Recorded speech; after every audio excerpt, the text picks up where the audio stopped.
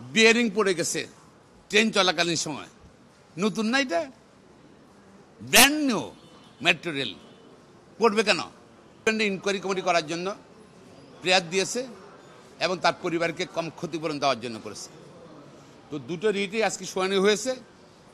তো দুটো রিটই একসঙ্গে হবে, আগামীকাল এটা আদেশ হবে এবং আশা করি যিনি ইন্তেকাল করেছেন রাষ্ট্রের অদক্ষতার জন্য, দুর্নীতির জন্য, নেগলিজেন্সের জন্য সে ক্ষতিপূরণ পাবে।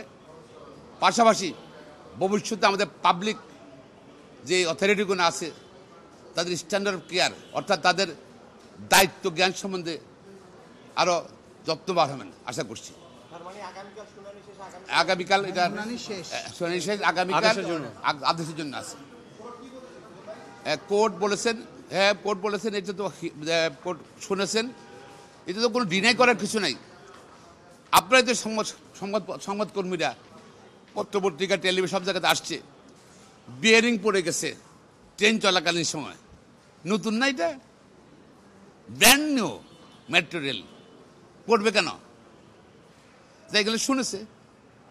তো কালকে আদেশ দেবে, আশা করি সে তার পরিবার ন্যায়বিচার পাবে, জনগণও ভবিষ্যতে নিরাপত্তা পাবে। নেগলিজেন্স তাদের সরকারি কর্মকর্তারা নেগলিজেন্স করবে না।